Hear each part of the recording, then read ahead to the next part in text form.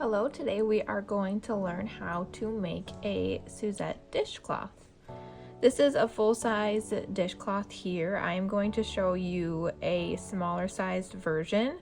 I will have laid out the pattern for the normal size dishcloth as well, otherwise it will be available on my website for you to purchase and all of that fun stuff. Items you will need for this project is some yarn. For dishcloths, we want to use 100% cotton yarn just because of the using of the dishcloth. Acrylic yarn will get stretched, it'll get most likely ruined, whereas cotton yarn will be able to hold its shape, form, and be able to clean much easier. I also like my H-hook, number 5, otherwise is the other name for it. This is my handy dandy hook. We also will need a tapestry needle to weave in our ends at the very end. And then we also just need a pair of scissors to cut the yarn when we are all said and done. So like I said, I'm going to just show you a smaller scale version of the large dishcloth, and then I will walk you through how to do it on the large scale type side of things. So first things first, we need to make our slip knot. And then put in our crochet hook. So we are going to chain 30.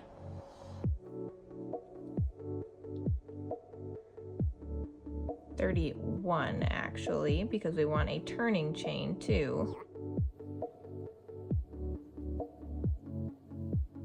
So I am just chaining 11 for this moment in time, just so I can show you a smaller scale. So again, you'd be chaining 31 otherwise. So I have my 11 chains, you should have your 31 chains. I like to make it so that my project looks the same on the top and the bottom. I like to single crochet because our next row is to finish off our first row is a single crochet. I like to crochet my single crochets in the back loop of the chain so that the V's kind of mimic as if it were the top of my project. So for instance, I have my dishcloth here. This top looks the same as this top. You can't really tell which one was the starting chain versus the other side. You can, if you want to, single crochet in the middle of these V's like I have shown in my previous videos. However, for aesthetic pleasing purposes for me, I like to do it in the back loop here. So I'm going to single crochet in the back loops of my chain, and I'm going to do 10 single crochets. So I obviously going to skip this first stitch. Here's my first back loop that I can single crochet in. I'm going to insert my hook into that back loop. We can see all these back loops on this side too. Wrap around, pull through, and wrap around, pull through. And again, we're just going to single crochet all the way to the end of this chain. This part does get a little bit finicky, so please take your time, do not get frustrated.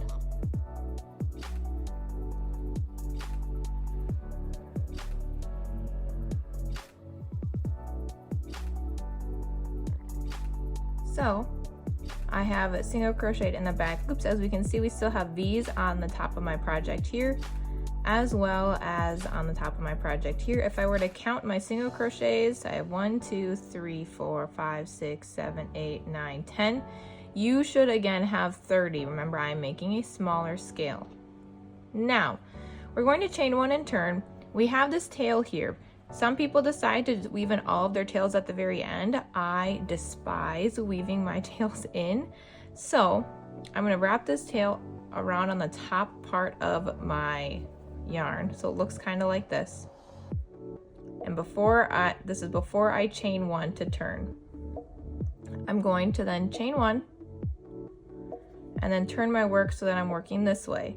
Now I'm going to hold this tail along my whole entire project so that I can weave it in as I go Again, if that's too complex for you, you can always weave it in at the very end, which I will show you because we will have to do that at the very end with the finishing tail.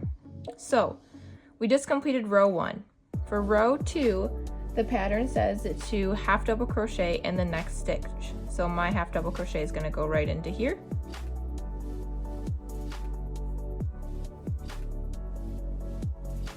Then it says to single crochet and double crochet in the same stitch. So I'm putting my single crochet into my stitch here. My double crochet is going into the exact same stitch as my single crochet. And so I have 2 stitches here. If we do not skip this stitch, we will technically be doing an increase, because remember, 2 stitches in 1 stitch equals an increase. We don't want that. So our pattern does tell us to skip the next stitch. So here is our next stitch. We're going to skip that one. And it's a repeating pattern along the row. So then we're going to do again a single crochet and a double crochet in the following stitch. So again, not the next stitch, the following stitch. Again, I am just holding on to my weaving in yarn as I'm going along here so that it's staying into place. You can see it a little bit, but really it's not that big of a deal, I promise you. So again, continuing on with our pattern, we're skipping the next stitch. We're going to single crochet and double crochet in the same stitch. Skipping a stitch, single crochet and double crochet in the same stitch. Now again, we're going to do that all the way to the end of the row. Again, my project here is smaller than what yours will actually be. But once we finish that, we should have 2 stitches left here. Remember, our pattern says we're going to do a single crochet, double crochet in the same stitch, and then we're going to skip a stitch. And the very last stitch, we're going to do a half double crochet.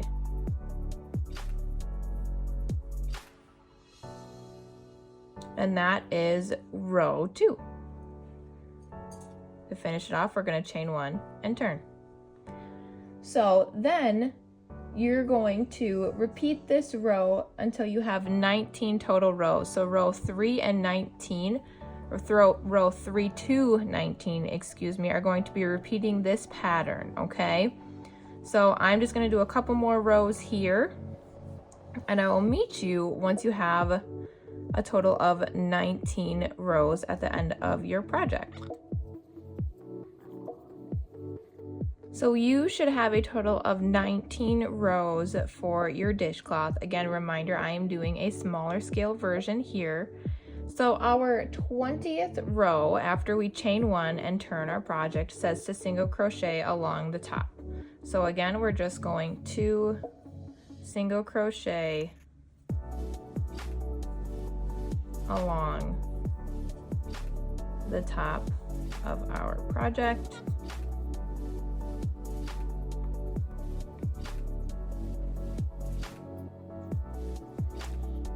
Row 20 is done. So now to fasten off, there's 2 different ways to do it. I find the way that is most secure is I'm going to chain 1 more time, and I'm going to pull, going to grab my scissors, cut off my project, and then you're going to take your hook, pull all the way through, and then I pull tight.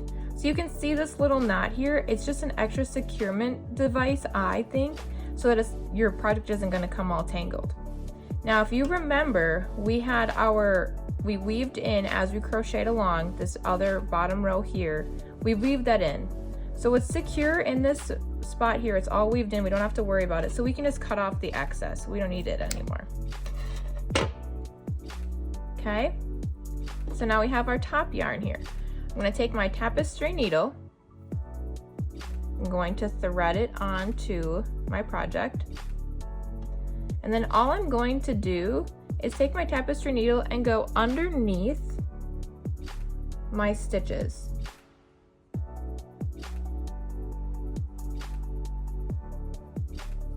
Now if I look on this side, it's underneath a total of 3 stitches and the chain, and it's still underneath these stitches over here. So I want to make sure that it's not all of a sudden like bunching up on one side and going around the stitches. It's not going to get secured that way, right? And so I'm just going underneath all of my stitches in the middle of them, and I'm confirming that on both sides it's actually going through them. So then I'm going to pull, my yarn. As you can see, it's weaved in. Now, if you want to secure it one more time, you can do this and kind of move down the rows so that it just gives you a little extra security.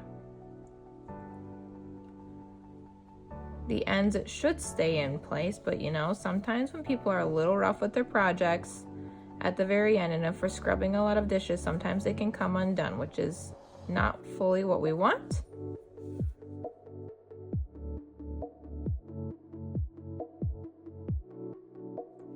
Then when we are done, take off our tapestry needle, cut our weaved in yarn, and then we have our dishcloth. Obviously yours should be much larger than my dishcloth here. Now let's say that you lost track of count when you were doing your project and you needed to figure out how many rows you do. How I remember is I count my little chain gaps. So I should have double the amount of chain gaps here. So if I count, I have 1, 2, 3, 4, 5, 6, 7, 8, 9, and then this would be my 10. So I have 20 rows. Again, if I count down this side here, I have 1, 2, 3, 4, 5, 6, 7, 8, 9, and then 10. On one side each, I should not have a full chain gap because that's where we started it off, if we remember right. So if I have 10 chain gaps plus this little guy here, 10, and then this would be our 10th chain, I have a total of 20 rows, if that makes sense. So we have made a dishcloth. I hope that you had so much fun with this. I just love how this looks. The texture of the pattern, it just gives it a little extra oomph. This is my favorite kind of stitch. I do it on almost all of my projects, if I'm being completely honest. I would suggest when you do wash your dishcloths at the end, I don't like to dry them just because I don't want them to shrink or ruin any of the fabric, but you can wash it just generally on a normal cycle just to get it all clean after you use it and all of that stuff. If you have any questions, comments, or concerns, feel free to reach out. Otherwise, if you do need the actual printable pattern, I will have that linked below where you can purchase it and all of that jazz. Thanks for watching.